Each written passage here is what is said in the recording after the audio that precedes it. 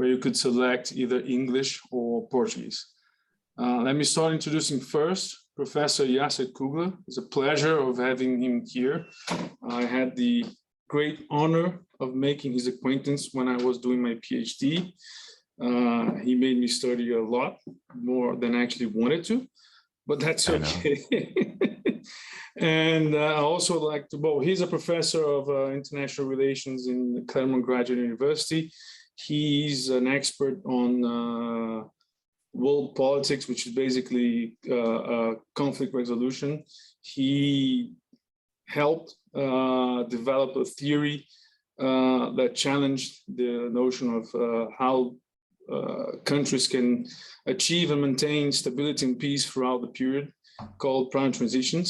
And I also like to introduce VanDyck Silveira. He's the CEO of Trevisan School of Business here in São Paulo. Also, I had the pleasure of making his acquaintance when I was doing my undergraduate studies at IBMEC, then now INSPER.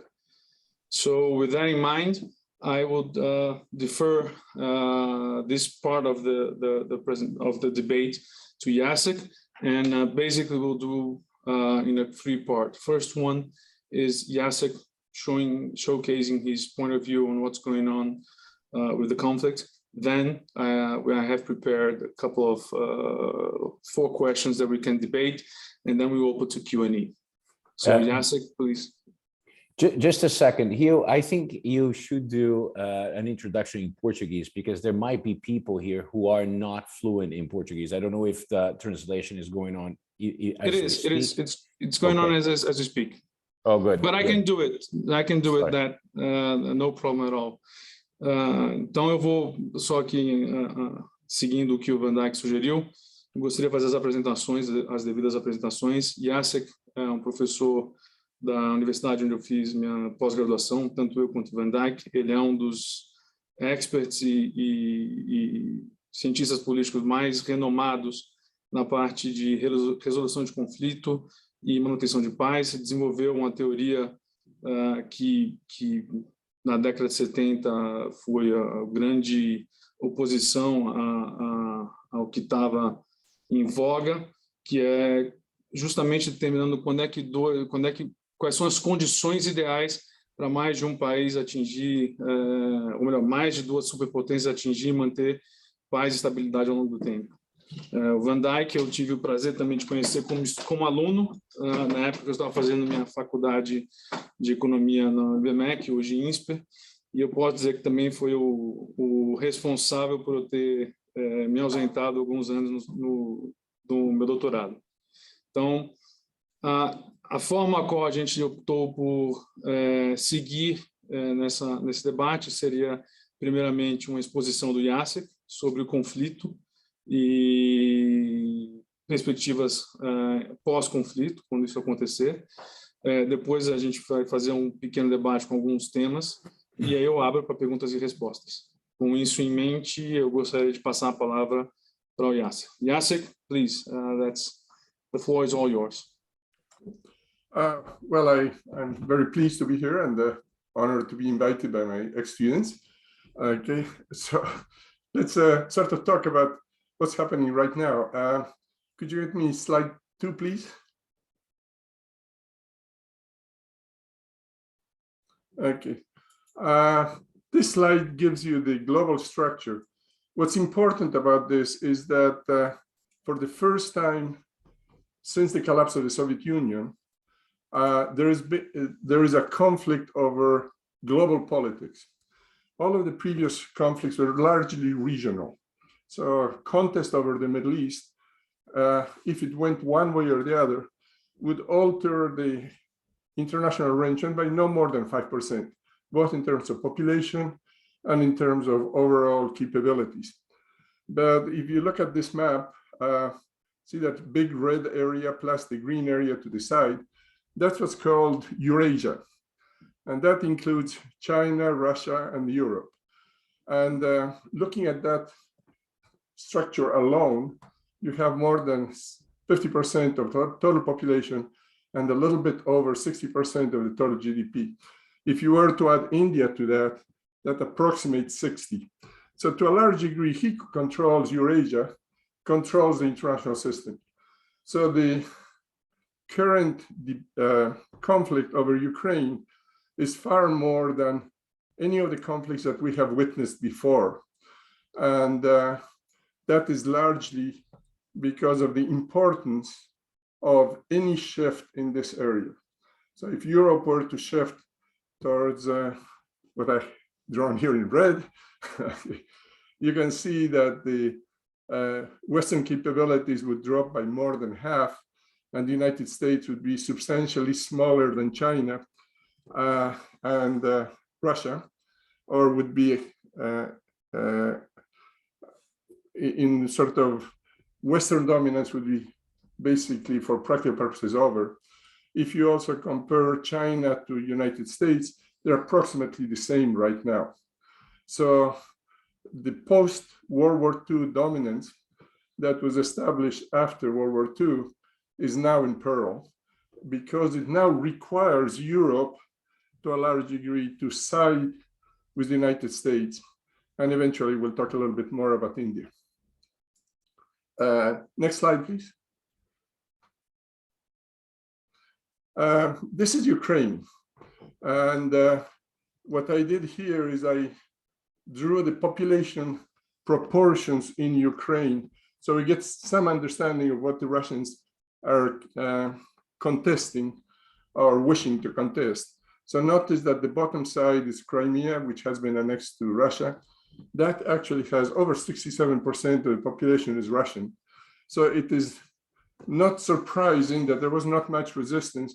And if you have paid attention from the last 8 years to this particular confrontation, there hasn't been much terrorist activity or serious military internal activity within the Ukraine. It's not because the Russians are so efficient, it's because there are not that many Ukrainians that basically want to contest the current status of Crimea. And if you look to your right, that's Donetsk, okay? And that, again, big red area. And that is, again, highly populated by Russians. Because remember, Ukraine was part of the Soviet Union. And in that section, the Russians are a majority. And then the question becomes, do you want to be a majority within the Soviet, within Russia, or do you want to be a majority, a minority within Ukraine? The rest of Ukraine, the blue area, is heavily Ukrainian, all the way from 80% to the left to about 75% to the right. And those little bluish areas which says plurality is the Ukrainians are a majority, plus all kinds of other groups, and the Russians are a minority. So if you're sort of thinking in terms of rational actors, okay, most of people prior to this conflict expected Russia to move into Donetsk, that red area, and stop there, okay? And then do the same trick as they did in Crimea, annex it, cry foul, blah, blah, blah, blah, blah. And to a large degree, things would go back to normal.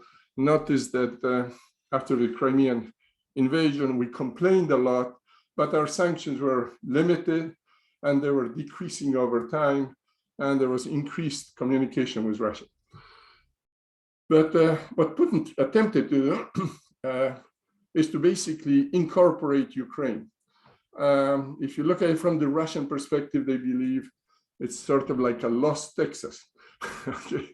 And they should really be Russians.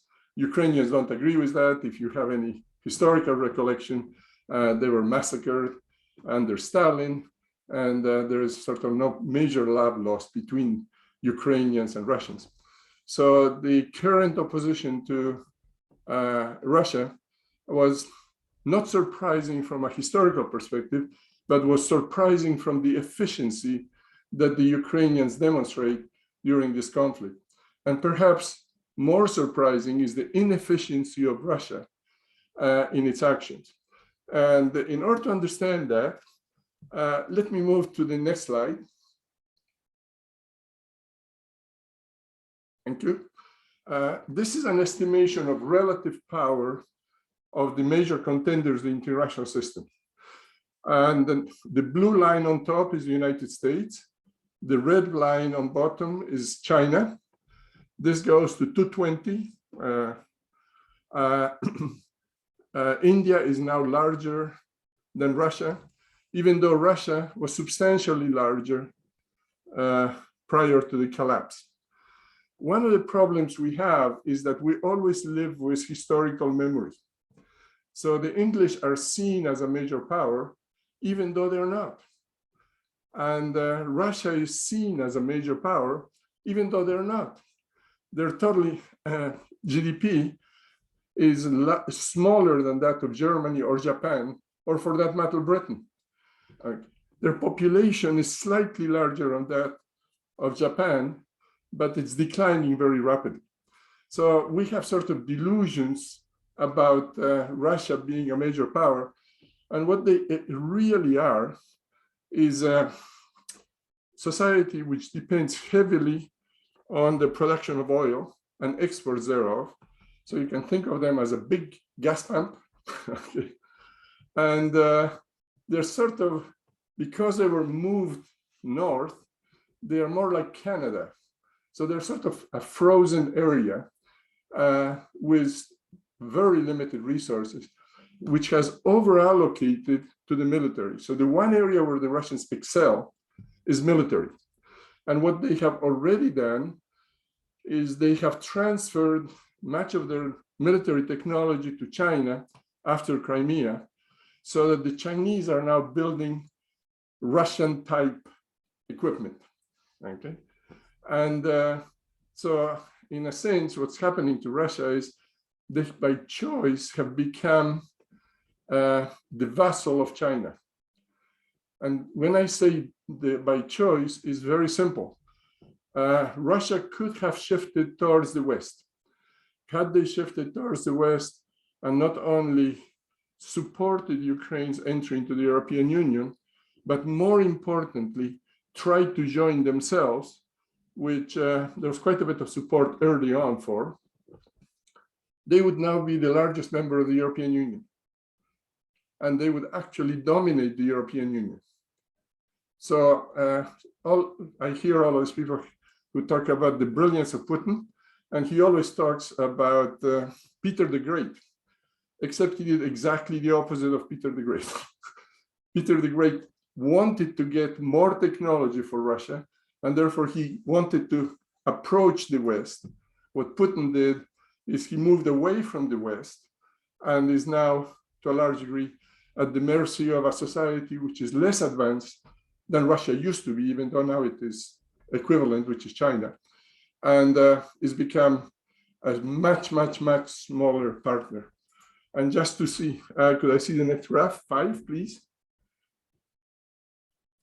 And to see those comparisons, look at China and Russia together, and the first side is population.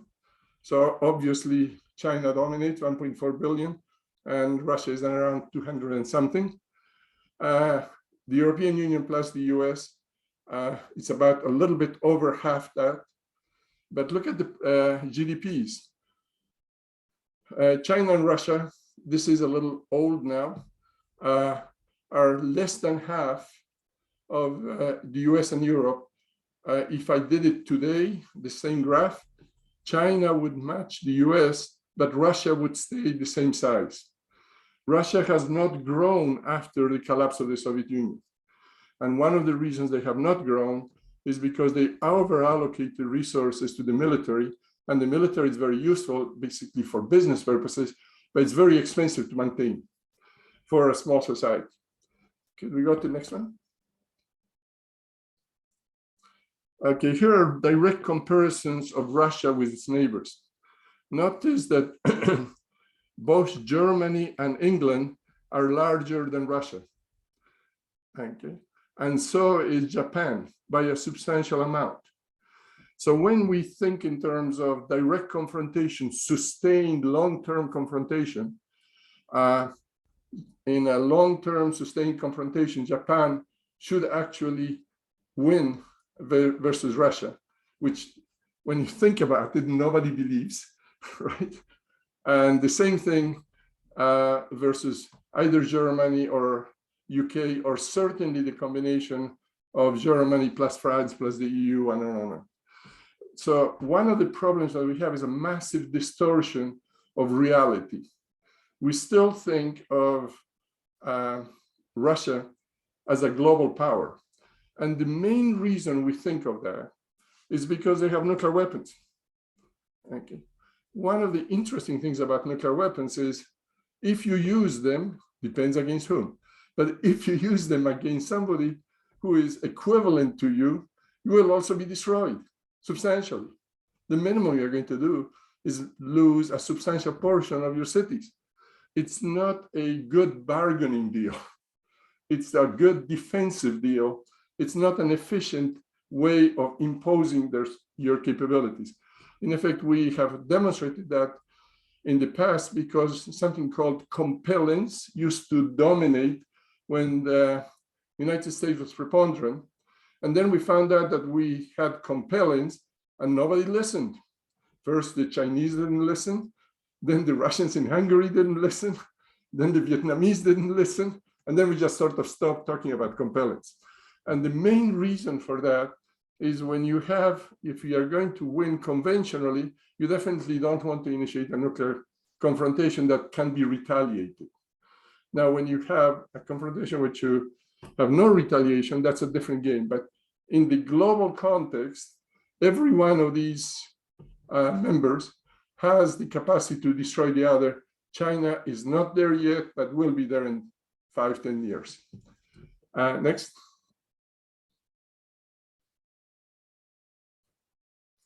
Whoops.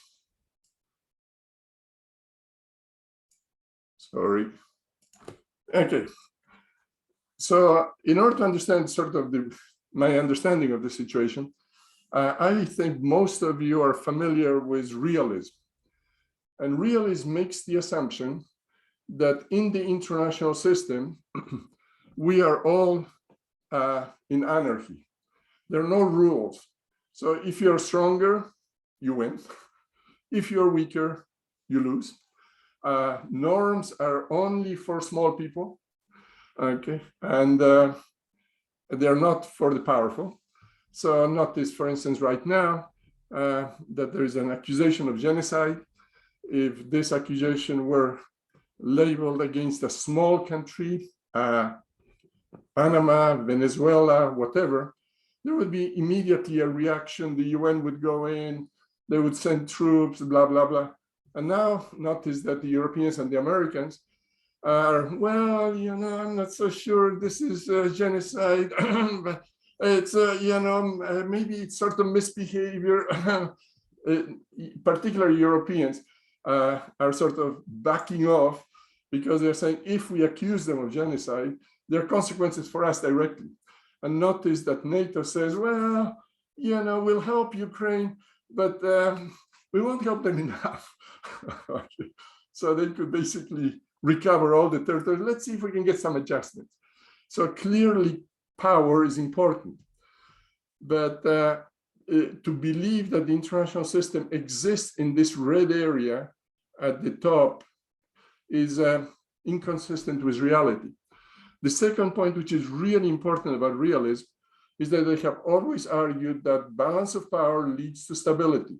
When two very large powers confront each other, they're trying to preserve themselves.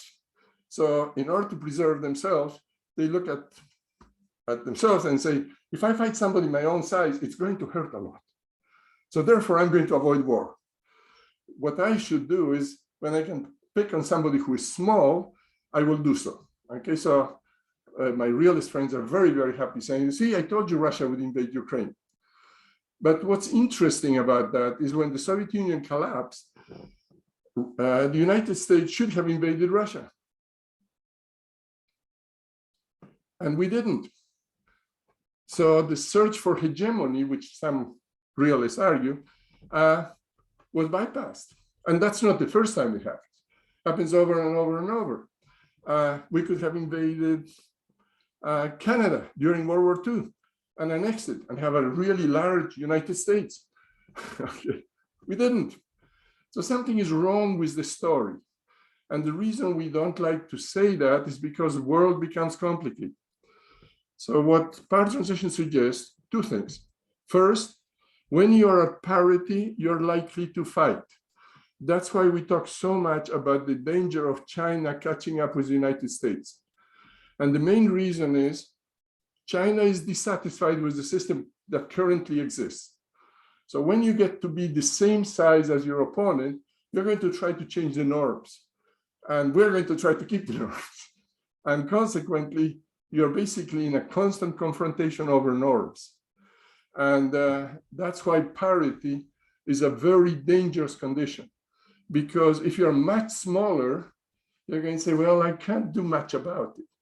On the other hand, if you're equal, you say, the outcome is 50-50. It's basically a large fight, and that's why we have very large wars at parity. But if you are satisfied, which is that green area, that's when the majority of interactions in the international system occur. Most of the time, we have commerce with people, Brazil, Argentina, this and that. When there are disputes, you try to settle them legally through some legal procedure. It doesn't mean that you are friends. It means I don't necessarily have to confront you just because you happen to be on the other side. And there are other set of rare conditions, which is cooperation. And free trade means I am now sort of lowering the barriers. But if you go to integration, which is what the Europeans are attempting, is the first move towards federation like Brazil and Argentina.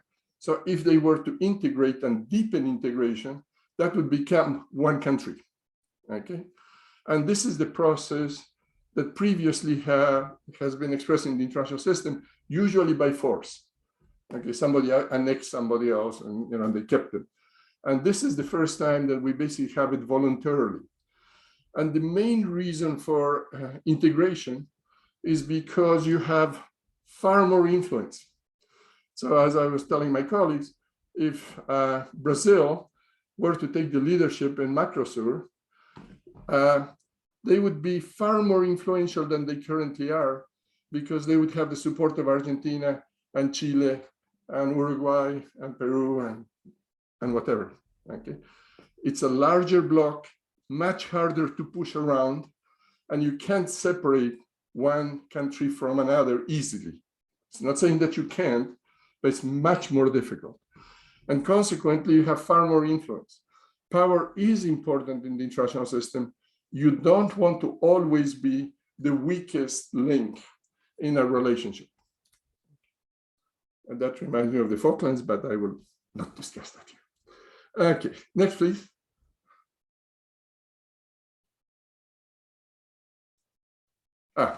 Okay, and so the first thing we have to talk about is what's the relative power of countries. Remember, I gave you a graph on power controlled for capabilities, political capabilities, how well they're using them. This one shows you the population. It should not be surprising that China is today the largest society, but it's very, very soon going to be overtaken by India. In effect, it has been this year. They're at parity in terms of number of people. And because of the one-child policy, China will dramatically reduce its population in the future, because there are very few kids coming into this large grouping. India still maintains a relatively normal population, so they're going to keep on growing until 2030s or thereof, and then they're also going to decline. And interestingly enough, the country which is going to grow the most is Nigeria. In effect, sub-Saharan Africa is going to be larger than both India and China combined by the end of this century. We just don't pay attention to people because they happen to be Caribbean small sub-countries. But if you're going to look at what could be the next global power, that's going to be sub-Saharan Africa. Okay. Now, if we go to the GDP side, notice that the United States and Europe dramatically dominated output, okay, early on. Okay. The United States, both the United States and Europe are now being at parity with China, both of them individually, okay? And China will be, for a short period of time, the dominant country in the international system for about 35 years. And beyond that, India is going to start contesting, okay? Now, the India forecast is hard. I simply assume that they're going to take the same path as China did. Some people would say you're sort of too optimistic. That could be off by 10 years or 20, but it really doesn't make that much difference whether it is 275 or 295. But that outcome is very likely. So if you look at the US plus Europe, they would dominate China and Russia. If up to a certain point, if India and China got together, the Asians will control the international system. Period. There's no getting away from that because they have the largest potential population and the largest outcome, substantially. Is that clear? So we are actually in a very interesting transition. This is the first time since Genghis Khan, as VanDyck will know, that societies which are less productive in terms of both technology and overall productivity can dominate the international system. Pilgrim Place. By combining. So it's a really very unusual time. Can I get the next one? And this is the structure of values. Remember, we talked about satisfaction. You're satisfied with somebody when they're very close to you. Okay, your values are equivalent, on and on. And they have two values. I have two values here. One is materialist and post-materialist. Materialist means you're really interested in money. Okay, you're poor. You want to make as much money as you conceivably can, and that's what you're interested in. Post-materialism means, well, you're starting to get interested in other things: environment, quality of life, how many hours do you work a day, on and on. Post-materialism only takes place in general when people have sufficient resources to live comfortable lives. And then you start worrying about all of the other things that you haven't done. I put Brazil, this little blue dot to the left. Notice that it's pretty far from the United States, which is moving towards Europe, which is that little green section in the middle. Okay.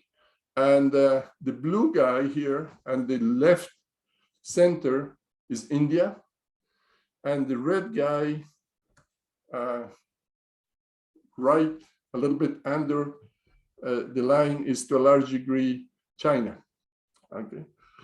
And looking at this, you could see the convergence of Europeans is somewhere in post-materialism and relative secularity. There's still quite a bit of traditional religious constraints, both in Europe and in the United States. More so in the United States, if you break up Europe into its components, the Scandinavians go all the way to the corner, right corner, right top corner, because they're very sort of not very religious and very post-materialist. Okay, just think of their income. Okay, they're doing pretty well, and God doesn't determine their level of income. India, on the other hand, is exactly the opposite. It's moving far more towards a traditional society, and despite the fact that they are democratic, they're really moving away from Western Europeans. And if you look now at the distances, the distance between China and India is not insurmountable. It's basically a distance of beliefs. Okay, they have the same materialistic perceptions, but they have a very different commitment to religion. And the Europeans and Americans are sort of moving together. Okay. So it is likely to say, I would say, on the basis of this one, that Europeans and Americans are going to be relatively satisfied with each other, which is showing up now in Ukraine. The Indians are going to be sitting somewhere between the two, not knowing which way to decide. And the Chinese are going to clearly side with the Russians. The Russians are right on top of them, by the way, in these graphs. I just didn't put them in here. So since I'm just running out of time, let me go to conclusions. So one of the important conclusions is first, I want you to really think why Ukraine is so important. Ukraine is important because it's the challenge for domination of the European structure, the Eurasia. Okay, and he who controls that is going to control the international system. The first thing is the US is no longer preponderant and will not be so in the next decade. So it needs help. Okay, we could do it in many ways. We could do what the Europeans do and try to move towards Latin America and integrate further. But that's a choice on both sides. Okay, you remember, if you don't like them, you can't integrate. Okay. So if you say Yankee no, it's not going to happen. You can just put all kinds of legal structures in, they won't work. The EU plus the US, which I call West, will be preponderant until 275. Okay, and at that point, they will no longer be preponderant. Preponderance leads to peace. So that's why you want to have preponderance. China holds a stability in Eurasia after 2075. They may, in effect, start a conflict before that because they will be at parity with us. Okay, and everybody talks about Taiwan as a potential trigger mechanism and stuff like that. But after 2075, the US, remember, the interests of the Europeans are Atlantic, it's not so much Pacific. We have some difficulties there. One of the things we do know from previous history is that persistent confrontation or a new Cold War, which is what's happening right now, leads to war. And the people say, well, the last Cold War was cold. The main reason the last Cold War was cold is because the US was preponderant over Russia, period. The Russians never approached the United States by more than 80%. So they couldn't start a war unless they were stupid and were willing to lose it. That is not going to be the case between China and the United States. One of the things to create stability is to shift from confrontation to competition. Competition is what we like to call globalization. That is, we interact commercially, effectively. We don't necessarily need to like each other, but we use legal means to resolve disputes, which is what we have with Europe. We're not integrating with Europe, we are competing with Europe. The final shift, which would be the one that would ensure stability in the international system, would be cooperation between the United States, China, the European Union, and India. That would be a super majority. And if we could achieve that kind of cooperation, we would have ultra stability all the way to the end of the century. Beyond that one, I don't know, simply because that's guessing beyond the reasonable. And beyond 275, India becomes the power that determines the outcome. If they go west, the West will control the international system beyond 2100. If it goes east and becomes sort of brick type, Okay, then we are going to have a massive change in the global structures. That's it. Thank you, Jacek. Thank you, all the viewers. Well, we now go to the second part of this, which is actually the debate part. I have prepared a few questions, and I'll ask Jacek and add VanDyck to some input, and probably myself.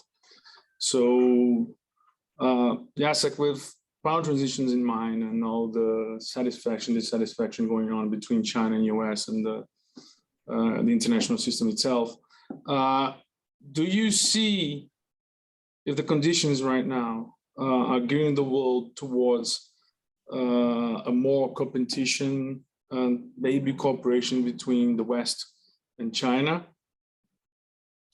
I don't think so. Right now, notice that China has supported Putin explicitly, and India has stayed very neutral, really taking advantage of the opportunity to get cheap oil out of Russia. And I think, despite my protestations, that China is trying to become the leader of the developing world. And it's not that difficult to find reasons to be dissatisfied with the West. And it's very easy to say, you know, you've been exploited forever and ever and ever, and we won't exploit you, even though we will, blah, blah, blah. And also the majority of the developing world is authoritarian, not democratic. And so it's not that difficult to say, we have similar systems, let's coordinate. I see currently, particularly after Ukraine, no indication of reconciliation between the United States and China. In effect, I had something to do with negotiations between China and the United States, and told my colleagues in the State Department not to constantly argue that we are talking from a position of power to China, because they're not. That's, again, delusional.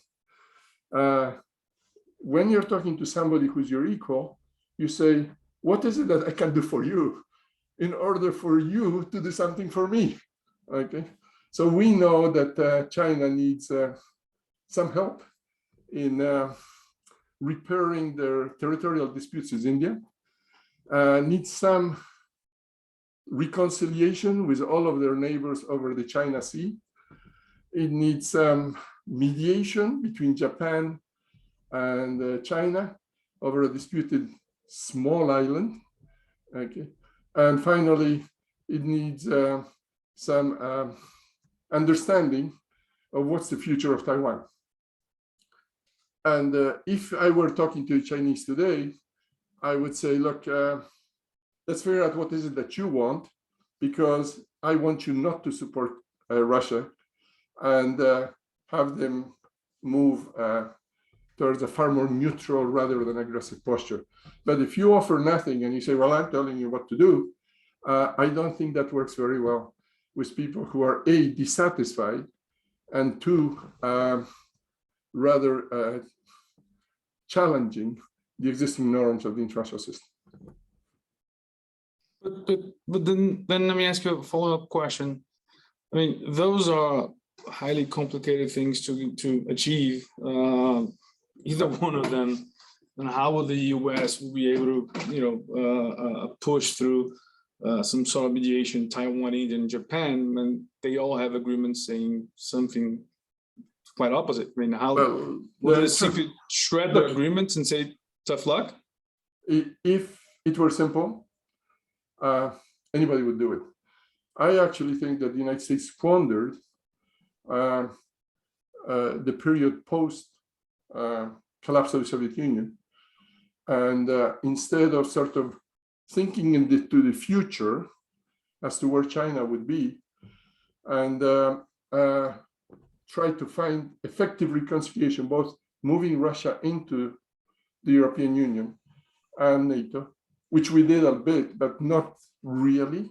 Okay, and number two, paying a lot of attention to China. Instead of that, we paid attention to the Middle East and spent 20 years playing games in an area which is irrelevant to the long-term security of both the United States and the global system.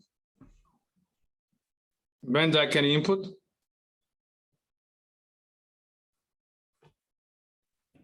Hi, thank you very much, everybody. It's a pleasure to be with you guys. Always wonderful to be with Jacek. Great times, and absolutely one of the greatest thinkers of our times. I am enamored of the ideas that this man has created in the very fine way that he utilizes mathematical modeling to cut through what would say the bullshit and get to real powerful conclusions. I also must say that Jacek's model has been tested by the CIA, the NSA, the Pentagon, that's the other one.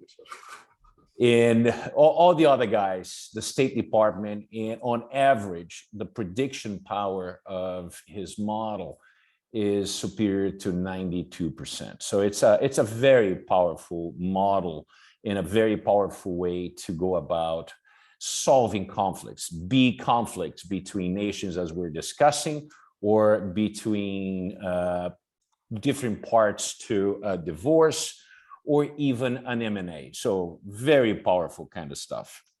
So my input here is that once in a while, and I was educated in part by Jacek to think that Samuel Huntington in The Clash of Civilizations was not fully there. There were many things, especially the formalistic part of modeling that was missing in his ideas. Nevertheless, 2021, 2022, now we are facing a real and present danger in Europe that could become something much bigger, even though Russia is a vassal state of Russia. One of the things that come to my mind is the fact that Huntington predicted that different types of civilizations in the United States plus the EU considered the West, as Jacek has put here, would be attacked by different types of societies. And this took place in the early 2000s by the radical Islam manifestation with the attack on the United States. And now we are looking the emergence. As a matter of fact, we have been witnessing the emergence of China in the last 25 years. And now China is at a stage that it can challenge American hegemony. Jacek, are we entering into a phase that we say, despite the fact that Huntington didn't model mathematically, he was not as elegant as in cursive as we like to see, he had a very powerful point, because I see the world fragmenting definitely in a West that is comprised of the United States and the EU, and you have the economic collapse of Latin America that is somewhat associated to the West, but economically is lagging behind. Those great notions of the early and mid 2000s of the BRICS has really only delivered India and China leading the pack. So Huntington's idea of this clash of civilization is manifesting itself right now. What do you say about this? You know, I'm not going to agree with you. Okay. First, Ukraine and Russia, if you think in terms of culture, Sure. are identical. Okay.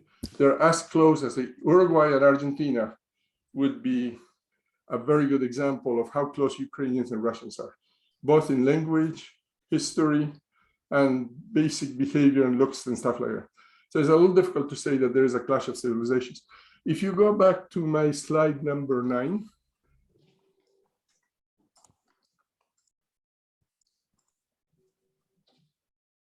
that one. Okay. No, that one. Okay, here are values. And notice that American and European values are close, but the Chinese values are not very far away. So let us ask, what's the difference between China and the United States? We're very secular. We have to a large degree integrated. They're actually ahead of us in terms of integrating females and minorities, except very small minorities that are really abusing, which we used to with our Indians. Okay.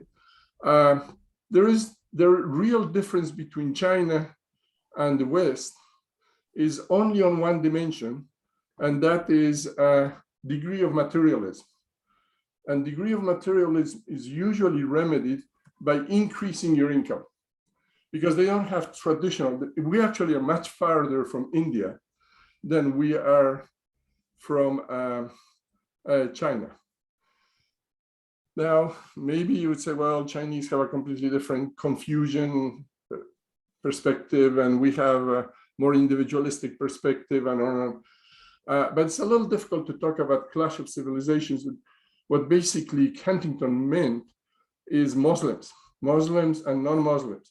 And if you look at the behavior since his passing, okay, Muslims have been killing Muslims with gusto, and Westerners are killing Westerners with gusto right now, in the sense of equivalent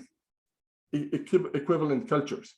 So I have great difficulty thinking in those terms. I'm really much more interested in the overall structure of societies. That's why I put Brazil in here.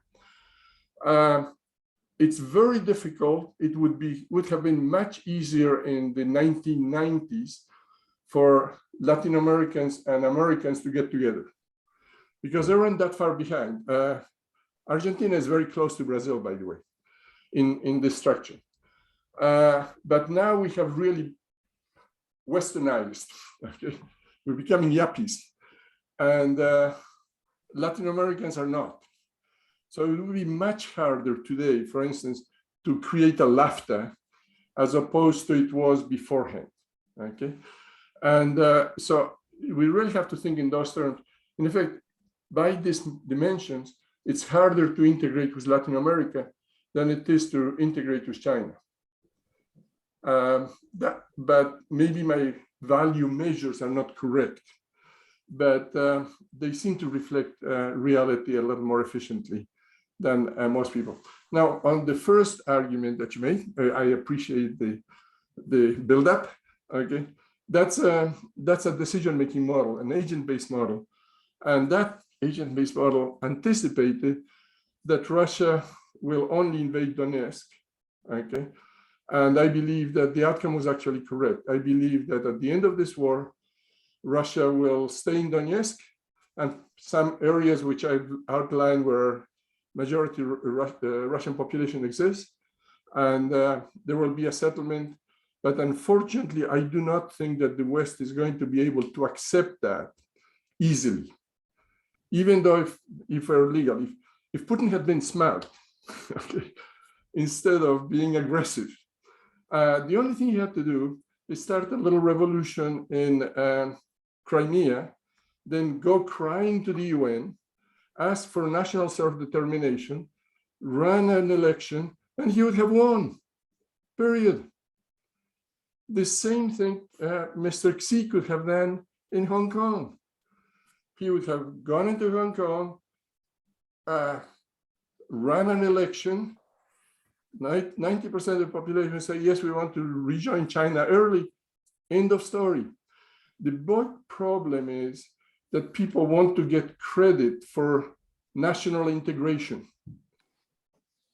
And that is really the problem of authoritarian governments, that they do not see an alternative, which is a compromise alternative, which gets them the same results, because you don't get any credit for waiting for 10 years to get Crimea back into Russia, like happened in the case of Kosovo.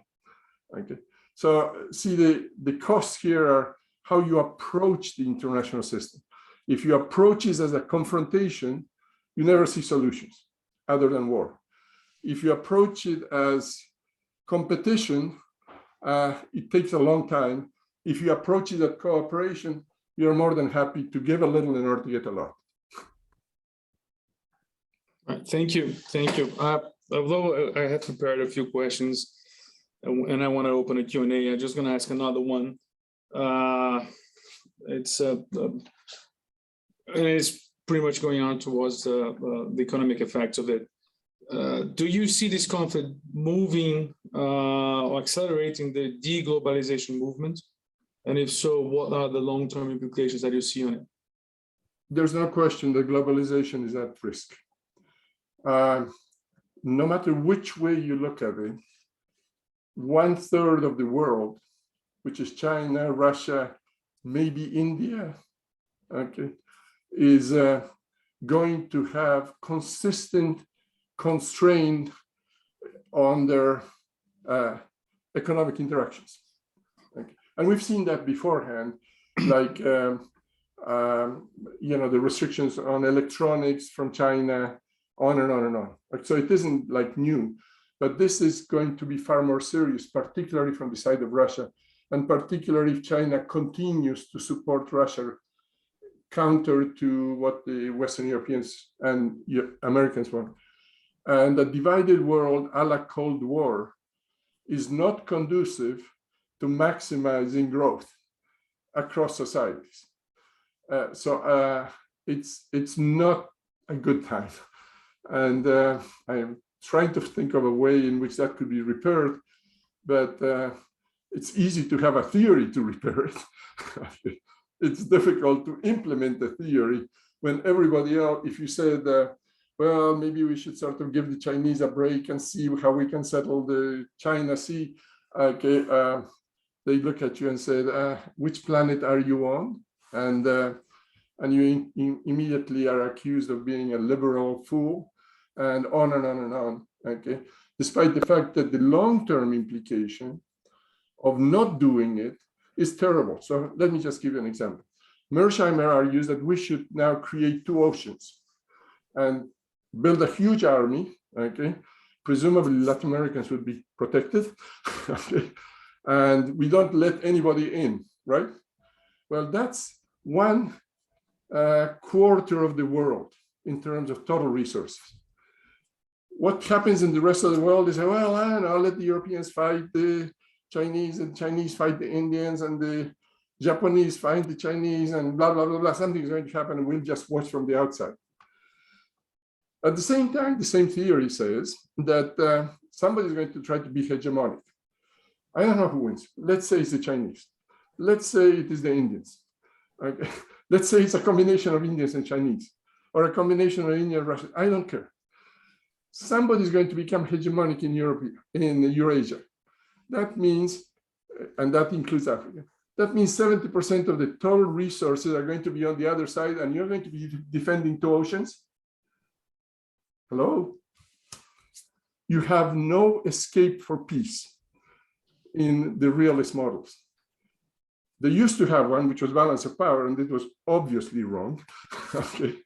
Because you don't attack smaller countries when they become smaller, and you can't be scared of the Chinese right now because they're achieving parity, which is a balance of power. So what do? You invent an isolationist theory, which is nonsense. The problem is it sounds good. Any idiot can understand that. Anybody, period.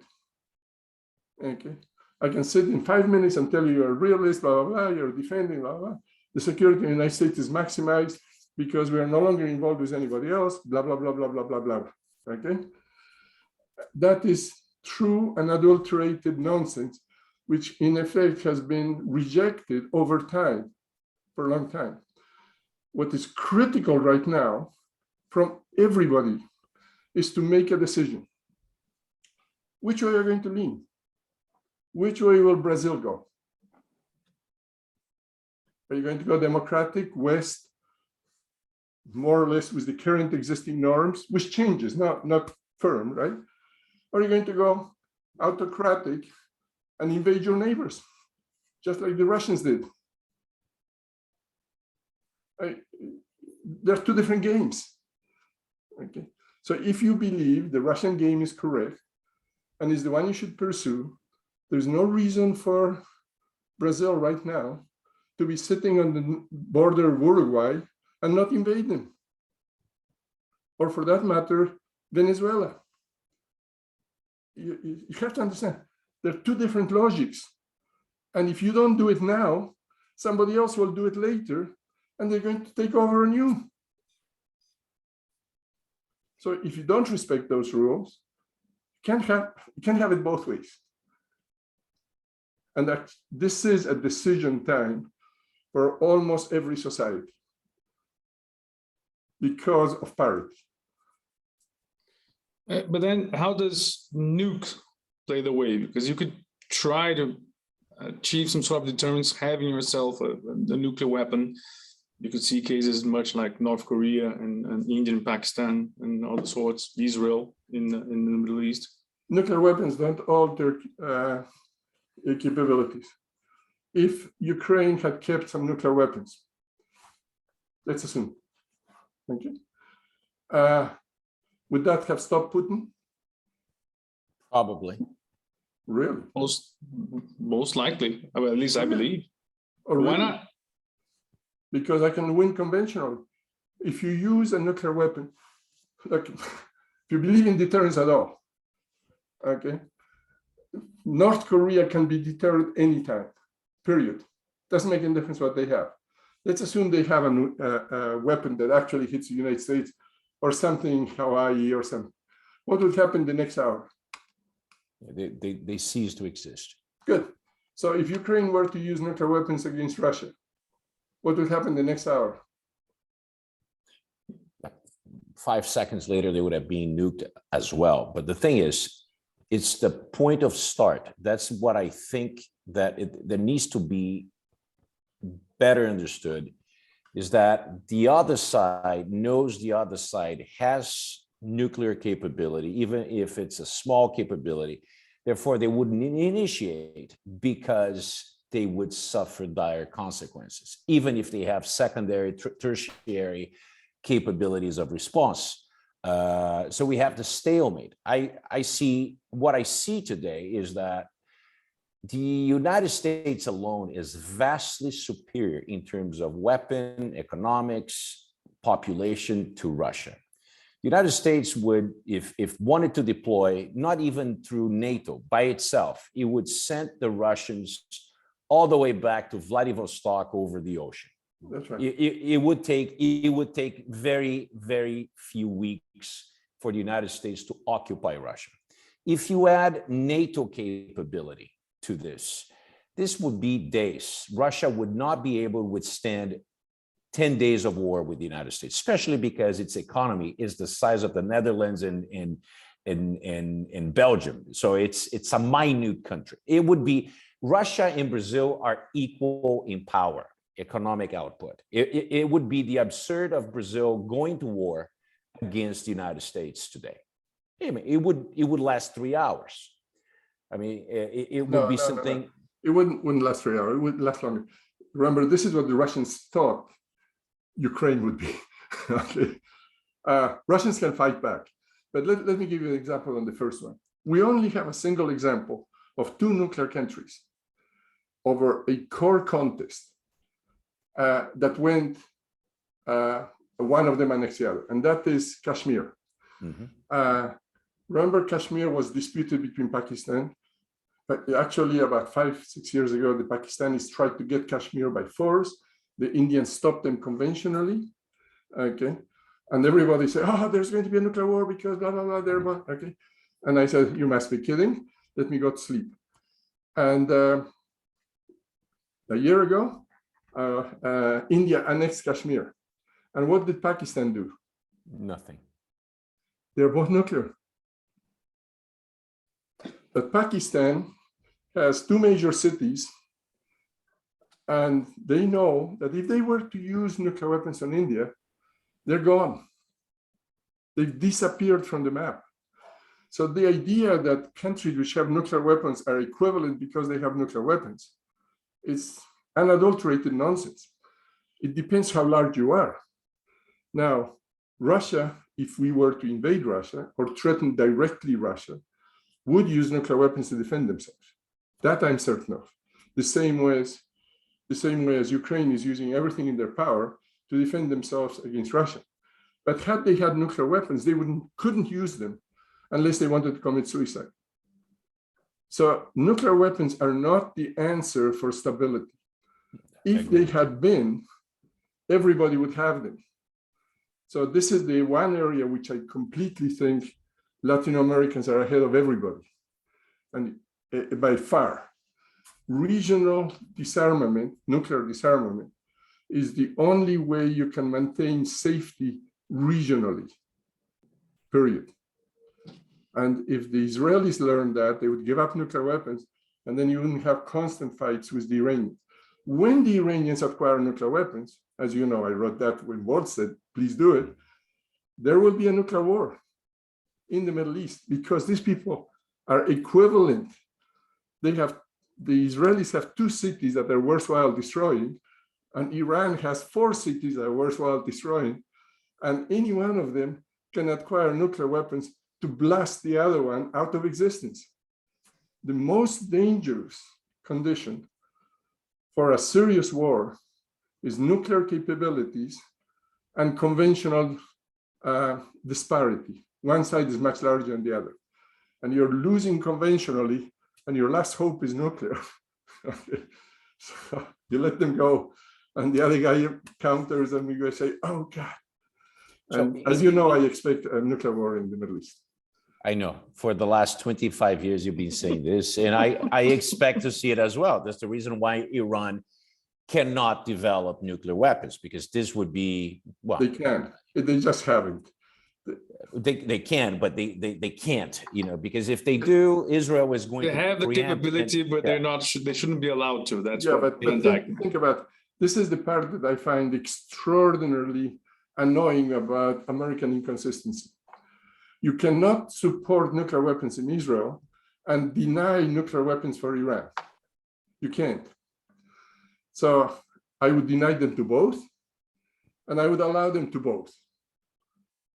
Either way. But you can't play this other game, because then you're saying, because you're short or tall, or I like you, I don't like you, or whatever, okay, you can have it. And that makes very little sense, because then it says, if my friends have nuclear weapons, it's a good idea. If my enemies have nuclear weapons, it's a bad idea. No, and we are in effect encouraging Japan to acquire them. So that's a different book, but it's really critical. Jacek, I have a nuclear question. Weapons do not change the international system, period. Jacek, I have a question. Yeah, absolutely. Cost of war is a very relevant. That I agree. I have a question regarding Putin and the situation in Ukraine. In 1991, the Soviet Union collapsed. Mm-hmm. 6 years later, 1997, Yeltsin tried to join NATO, and the West, we denied Russian ascension to NATO. We said, you are not good enough, you are not moral enough, you are not developed enough, you're not civilized enough to join us. That's right.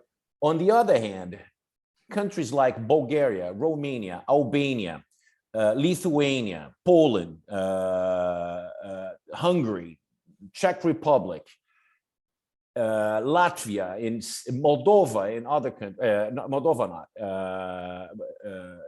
all these countries have not only joined NATO, but all of them, with exception for Albania, have also joined the EU.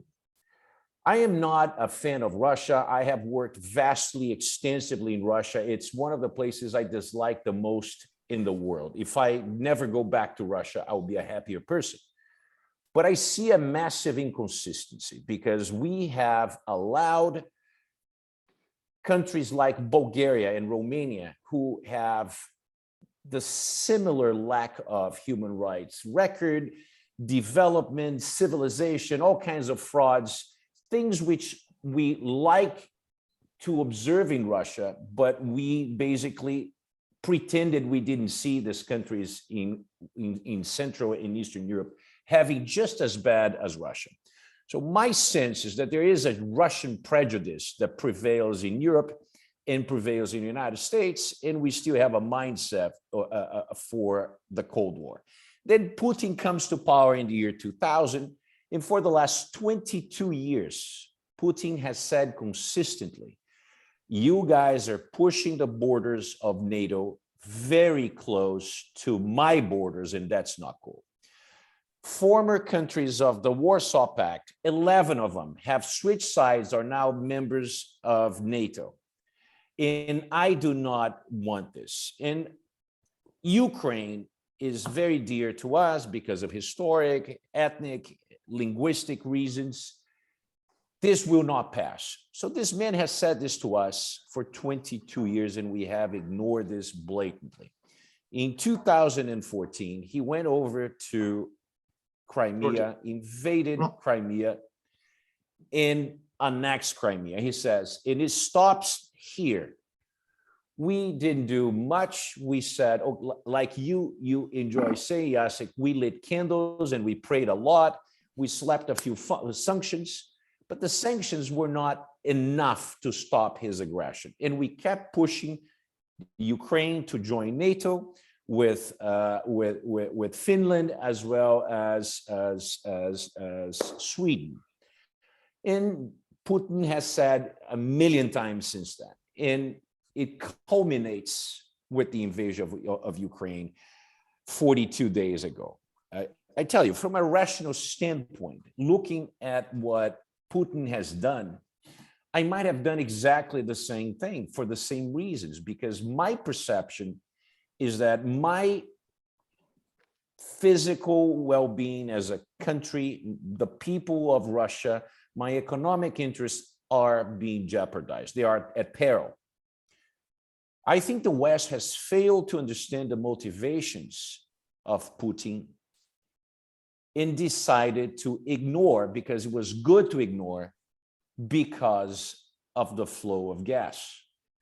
Believing in a completely asinine manner that Putin would not make good on his promises, despite the fact that he had invaded Crimea. So in my mind, this is the origin of this whole mess here. And everybody is, very concerned because of the loss of lives, civilians, etc. And I am as well. But I can detach myself from this situation and look from the outside.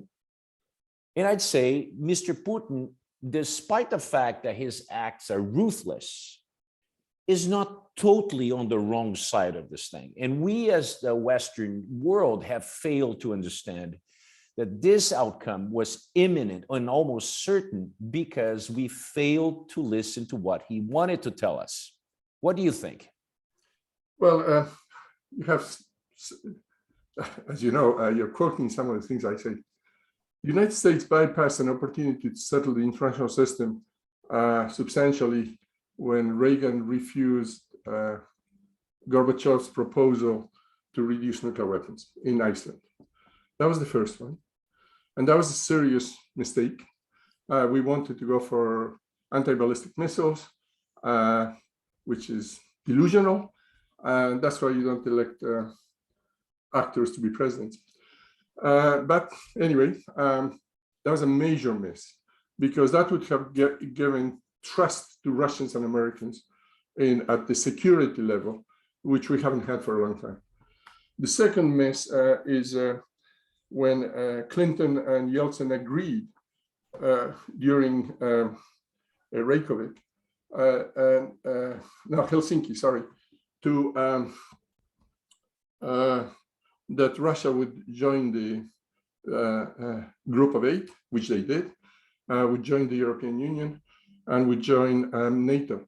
And Clinton wanted to do it, except, as you know, Lewinsky intervened, and Clinton was sort of out of the international picture, and the person who took over the European Union was a Pole, and he had some difficulties with Russians. Okay, but we can't put everything on us. It takes two to tango. Okay. Sure. And one of the problems is that the more you offer, the more the Russians in effect play games and did other things. Now, the the fundamental question you have to ask, and this is a difficult one, right? Our nation state wants in place a norm of the international system. That is, as I said, should Brazil invade Uruguay? Because you can. And if the answer is yes, we're in a very different international system. If the answer is no, not because you can't, but because you won't, okay? And this is the current norms system. That's why I said people who are dissatisfied, which are Russians, which are currently Chinese, and to some degree Latin Americans, okay? You have complaints about this and Grigos and this and that, long history. Okay. So now the question becomes, how do we sort of reapproach? What do we do? What concessions have to be made to the other side in order to make that side trust you and join you? So in the structures that we have built, the first thing you need to have is satisfaction with the norms. We have to agree this norm is the one we hold true. And once you hold that norm, then you say, I trust that you're going to execute. This is why I say the US dual position in the Middle East is very controversial, because we claim we don't want proliferation except for Israel. Well, hello, something is wrong here. Okay, if you're Iranian, you say, hey, what, you don't like my beard? Okay, so it's really nonsensical, and consistency is the essential basis for trust. If you know I'm going to treat you the way I treat the English, you're going to be satisfied.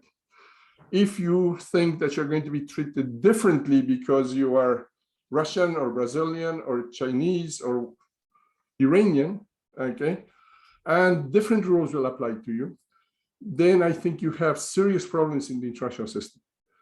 And I think, but let's recall that Russia, Britain, US, and China signed an MOU when Ukraine decided to denuclearize. And they all guaranteed their sovereignty. So not only are you basically violating rules, implicit rules in the international system, you're violating the very rules you said you said. And the same thing goes for China. They said, we're going to wait 30 years for Hong Kong. But then they decided 30 years earlier is okay too. So would you, if you're Taiwan, sign an agreement with China today? Or to US to that extent. This is the problem of norms. You have to have norms that are commonly held and implemented. And unfortunately, we don't have agreed upon norms which are consistently implemented. Thank you. Thank you, Jacek. Thank you, VanDyck. I think it's time to open for Q&A. I have a couple of questions that I'm seeing here. The first one is, which also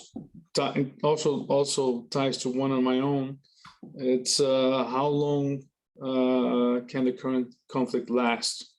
And also, how long can the coalition, China, Russia, backing up the conflict will last? Okay, on this one I have mixed news. On the model that VanDyck has, okay, that's an agent-based model based on the commitment of each party to the outcome. We see a decline in interest in the West over the next 8 months, okay, unless new events happen, like the current disclosure of potential genocide. But the longer it continues, this salience for Russia is higher than the salience for the West. But it's of some interest to notice that the Europeans had very low salience on Crimea, and now they have very high salience on Ukraine. And the reason, of course, is Ukraine is right on the border. Okay. So if you look at the polls, they're at 9. Okay. And the other thing which VanDyck mentioned is, the borders with Russia. it's nonsense to say that, he's worried about borders with European Union, since he has a huge border on Poland. Okay, so this is only for children. That is, for domestic purposes. You can run straight through into the Soviet Union through the plains of Poland, as Hitler did. You never have to touch Ukraine. So the idea that he thinks he's going to be more in danger because Ukraine is part of NATO or the European Union, which is what they want it to be, is a made-up story for domestic purposes in the Soviet Union. In Russia. So you do see this going on for the good part of this year, and maybe going to the next one? And the key question here would be to take a look at salience. And the way you can look at that is, how frequently is the conflict reported in top venues? Okay, does it constantly make the New York Times or whatever the Brazilian New York Times is? Okay. Or does it sort of degenerate to the 5th page? And if you want to take a look at salience, for instance, in the United States for Afghanistan, used to be 1st page all the time. Now it's once a week, because I follow these things, once a week, 4th page, New York Times only, LA Times no more, no matter what's happening there. Okay, so that's complete decline in interest in the outcome. Okay, so if you see Ukraine in the top news, both TV and Twitter and whatever, basically communication structures, high, then I think Russia will not last beyond a year. If you see it declining, this can keep on going. But the key to the solution here is not Russia, it's China. If China shifts away from Russia, the game is over, period, done. So if I had anything to say about US diplomacy, I would say, don't constantly go and insult the Russians, go and talk to the Chinese and find a potential accommodation that will limit this conflict. That's where the money is. That's where the support is. Okay. Well, we don't see that going on. So basically, it will last longer. Oh yeah, just listen to what the Chinese say. Exactly the opposite. Putin is right, blah, blah, blah, blah. And they're continuing to support him economically. Now, we have said that if you start sending military support to Russia, we're going to castigate somehow the Chinese. But frankly, you can't figure it out because the equipment that the Chinese currently have is actually Russian equipment. So the only thing you have to do is run it through the border, and it's actually made in Russia. So how are you going to say that this was previously sent to the Chinese and now the Chinese send it? I mean, this is nonsense. So it really has to be a shift in the Chinese perspective. And my hope, okay, I actually believe that this outcome is going to be Donetsk goes to Russia, and hopefully it stops before Odessa. And there's going to be a settlement. That's it's going to be a lot. But that's still going to take quite a good amount of time. Yeah, it's not going to be in a week. Okay. And then tying to the second question that I have received, and please do ask more if you have any. What are the long-term implications of the war, commodity-wise, economic-wise? I mean, I know that you've mentioned that it's not necessarily good for global growth, but more sensitive matters. Well, I think that it depends on the outcome.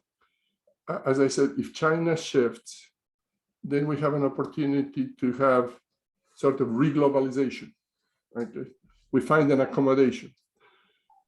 If China does not shift, we are getting back into a Cold War. And the Cold War is going to be one in which countries of all sides will have to make choices. Do you choose sort of the Western structure? Do you choose the larger, the growing Eastern faction? So basically the Venezuela choice versus the Chile choice, okay? And but it's going to become more and more pressure on countries to declare. And once you declare, you limit yourself economically because the other guys don't want you, okay? So it's, I'm hopeful that there will be really an accommodation. It's not only a shift by China, it could be a shift by US. I mean, see what I mean? If you can sort of reconcile those two top guys currently, we have a third guy, which is Europe, which is not totally integrated. That would create preponderance. Then you have to bring India in, eventually sub-Saharan Africa and stuff like that. So you could have really a stable economic environment like the one following the collapse of the USSR. But that's just being too optimistic. I believe the more negative outcome is more likely. So based on your views, you should see more volatility on the markets, higher commodity, high inflation, higher energy prices. Yeah. Not a nice picture. Sure, all of the consequences of confrontation. Because you never know, you deal with somebody and suddenly they expropriate you, right? Or your own country says you can't be there. So, well, these are, you know, in Russia, we didn't have enormous amounts of investment. Europeans did. For Europeans, withdrawing from Russia is not trivial. It's actually a major proportion of their foreign investments. Okay. And we just don't like to mention that in the US. But for us, it's the sort of, our dependence on Russian oil is minus zilch. European investment dependence on Russian oil is substantial. So now they have to completely change their whole structure. That's expensive. That's not trivial. And once you do this restructuring, it's very difficult to go back to what you used to do before. But particularly in the level of investment and technology transfers, I am very, very concerned. And those technology transfers started before this. Because remember what our problems with the Chinese were? You know, telephones, this, that, the other. So that process already has started probably 4 or 5 years ago. Okay. And I see that in our students. We used to have a lot of Chinese students coming. And after Trump, trickle. Okay. Just they're not coming, okay. Which is a pity. Because we're no longer talking even at the academic level. And as you know, I have very good friends in Russia, and I can't talk to them, okay, because they will say, well, you know, why are you talking to so and so and so and so? And they're not showing at ISA and stuff like that. So this is not, once communication breaks, it's really hard to restart it. So I'm not happy right now.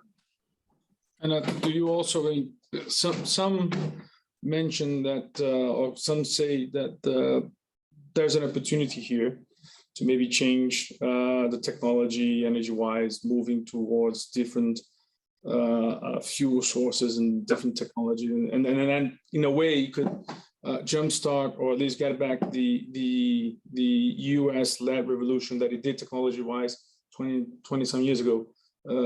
How do you see that? Well, clearly the cost of gas right now in California is $6. Okay, you know, I have a little electric car, so I decided maybe I'll buy a bigger one, and the price has gone up by 30% on electric cars in 2 weeks, and you can't find any.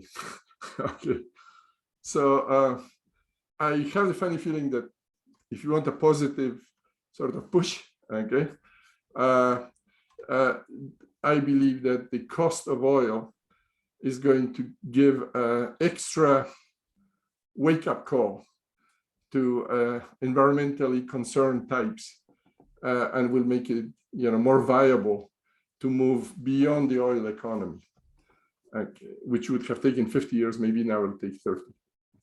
So yeah, there's always a silver lining on everything, but that is one. Yeah, correct. Yeah.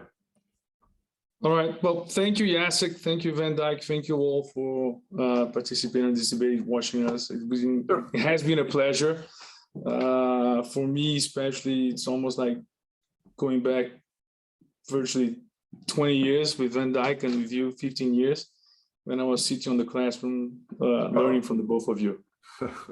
Well, I'm not sure, but I appreciate being invited. Thank you very much, and I hope it's been useful.